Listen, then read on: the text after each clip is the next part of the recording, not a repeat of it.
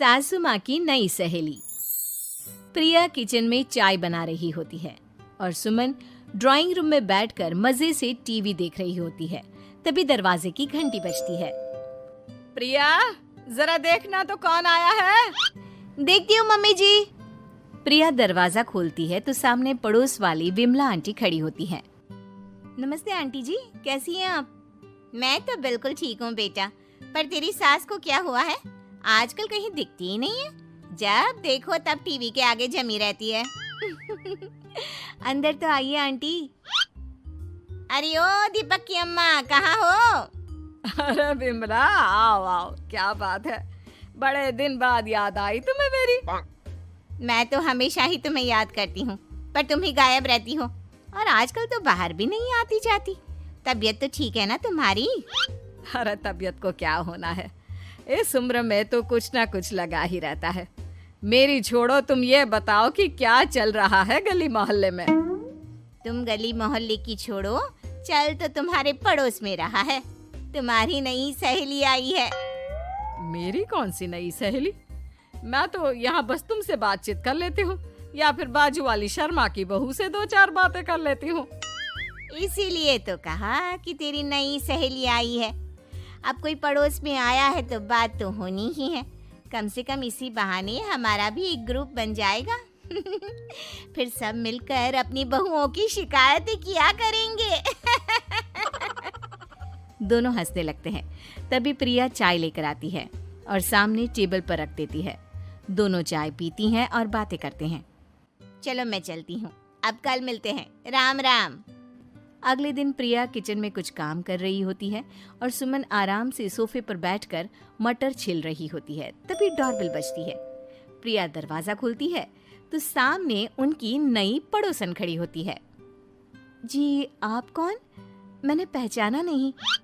नमस्ते बेटा, मैं शारदा, आपके बगल वाले घर में अभी 2-4 दिन पहले ही शिफ्ट हुए हैं। ओह अच्छा। नमस्ते आंटी, अंदर आइए ना आप। देखिए तो मम्मी जी, आज कौन आया है। इतना कहकर प्रिया किचन में चाय बनाने चली जाती है। नई पड़ोसन को घर पे देखकर सुमन थोड़ा हैरान हो जाती है।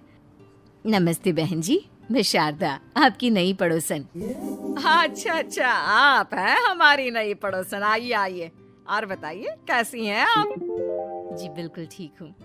वो दरअसल घर पर छोटी सी पूजा रखवाई थी, बस उसी का प्रसाद देने चली आई। सोचा इसी बहाने नए पड़ोसियों से भी मुलाकात हो जाएगी। ये तो बहुत अच्छा सोचा आपने। सुमन प्रिया को आवाज लगाती है। अरे ओ बहू, जरा चाय पानी का तो आके पूछ लो। ये आजकल की बहुएं भी ना, जब तक बोलो नहीं तब तक कुछ नहीं करेंगी। आई मम्मी जी। प्रिया चाय लेकर आती है। दोनों बैठकर चाय पीती हैं और खूब सारी बातें करती हैं। अच्छा बहन जी, अब मैं चलती हूँ, फिर मिलते हैं। अब तो आना जाना लगा ही रहेगा। शारदा के जाने के बाद प्रिया किचन से बाहर आती है। क्या बात है मम्मी जी, आप दोनों को देखकर तो लगा ही नहीं कि पहली बार मिल रही हो। आप दोनों तो बिल्कुल बिछड़ी हुई सहेलियों की तरह बातें कर रही थी। अरे जब दो औरतें मिल जाती है ना, तो बातें अपने आप ही निकल आती है। अब तू अपने काम पर ध्यान दे, बातों पे नहीं। ऐसे ही कुछ दिन बीत जाते हैं। अब सुमन और शारदा अच्छी सहेलियां बन गई होती हैं। दोनों एक साथ मंदिर जाती, मार्केट जाती और कभी कभी तो विमला भी इनके साथ मिलकर खूब हंसी ठिठोली करती। एक शाम तीनों बैठकर सुमन के घर पर चाय पी रही होती हैं कि तभी बहुत तेज बारिश शुरू हो जाती है। सुमन जोर से प्रिया को आवाज लगाती है। प्रिया, ओ प्रिया, देख कितनी तेज बारिश हो रही है। जाके छत से सारे कपड़े ले आ, नहीं तो सब भीग जाएंगे। सुमन 2 बार आवाज लगाती है लेकिन प्रिया का कोई जवाब नहीं आता। शायद प्रिया कुछ काम कर रही है, इसीलिए कुछ जवाब नहीं दे रही। अरे काहे का काम, आराम फरमा रही होगी महारानी। तभी प्रिया बीमार हालत में अपने कमरे से बाहर निकलती है। हाँ मम्मी जी, क्या हुआ? मेरी तबीयत थोड़ी ठीक नहीं है ना, इसलिए आग लग गई। अरे सारे कपड़े भीग गए और तुझे सोने से फुर्सत नहीं है। सबके सामने सुमन के मुंह से ऐसी बातें सुनकर प्रिया उदास हो जाती है और छत से कपड़े उतारने चली जाती है। सुमन, ये क्या बात हुई?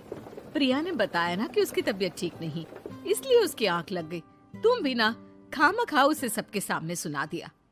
अरे आप नहीं जानती शारदा जी, कुछ बहुएं ना बहुत आलसी होती है, घर का एक काम नहीं करना चाहती। ऐसा नहीं है सुमन, तुम्हारी बहू तो बहुत प्यारी है, तुम्हारी सारी बात भी तो मानती है। हाँ सुमन, तुम प्रिया के बारे में ऐसा क्यों सोचती हो? मेरी भी दो दो बहुएं हैं, लेकिन मैं उन्हें अपनी बेटियों की तरह रखती हूँ। आखिर वो भी तो किसी की बेटियां ही है ना। और अगर तुम ऐसा ही व्यवहार करोगी तो एक दिन प्रिया भी तुम्हारे साथ ऐसा ही बर्ताव करेगी। शारदा और विमला की बातें सुनकर सुमन की तो बोलती बंद हो जाती है। वहीं प्रिया भी बाहर से सारी बातें सुन रही होती है। अरे मैं कोई उसकी दुश्मन थोड़ी ना हूँ, मैं भी उसकी माँ हूँ, लेकिन कभी कभी सास बनना पड़ता है, नहीं तो बहुएं हाथ से निकल जाती है। देखो सुमन, ये सब सोच का फर्क है। अगर तुम ये सोचोगी तो कभी प्रिया को अपनी बेटी नहीं बना पाओगी। इतना कहकर शारदा और विमला वहां से चली जाती हैं और सुमन अकेले बैठकर उनकी बातें सोचने लगती है। अगले दिन प्रिया और दीपक अपने कमरे में बैठकर बात कर रहे होते हैं और सुमन उनके कमरे के बाहर कुछ काम कर रही होती है और उन दोनों की बातें सुन लेती है। दीपक, तुम्हें पता है हमारे पड़ोस में जो शारदा आंटी है ना, बहुत अच्छी हैं। अच्छा, ऐसा क्या हो गया जो तुम्हें वो इतनी अच्छी लगने लग गई? कुछ खास नहीं, बस कल जब मम्मी जी मुझे सबके सामने सुना रही थी तो शारदा आंटी ने मेरा साथ दिया। मैं तो सच में हैरान ही रह गई थी जब उन्होंने मम्मी जी को मुझसे ऐसा बर्ताव करने के लिए मना किया। अच्छा, फिर क्या हुआ? होना क्या था, शारदा आंटी तो मम्मी जी को समझा ही रही थी कि बहू को भी बेटी की तरह ही रखना चाहिए, लेकिन मम्मी जी तो मम्मी जी है ना, उन्हें तो मुझ में हमेशा कमी ही दिखती है। काश मुझे भी शारदा आंटी जैसी सास मिली होती जो मुझे भी अपनी बेटी जैसी समझती। सुमन ये सब सुनकर बहुत उदास हो जाती है और वहां से चली जाती है। प्रिया की बातें सुमन के कानों में बार बार गूंज रही थी। उसे बहुत शर्मिंदगी महसूस हो रही थी कि उसने प्रिया के साथ बहुत गलत किया है।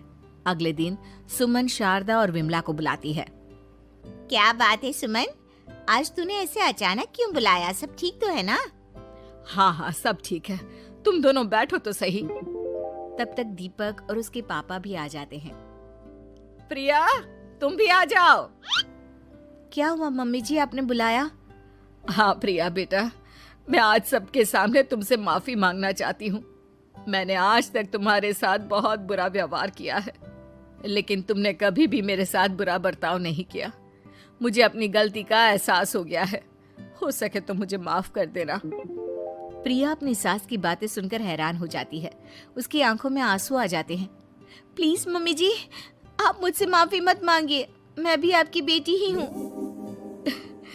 वैसे एक थैंक यू तो मेरी नई सहेली को भी बनता है, जिसकी वजह से मुझे मेरी गलती का एहसास हुआ।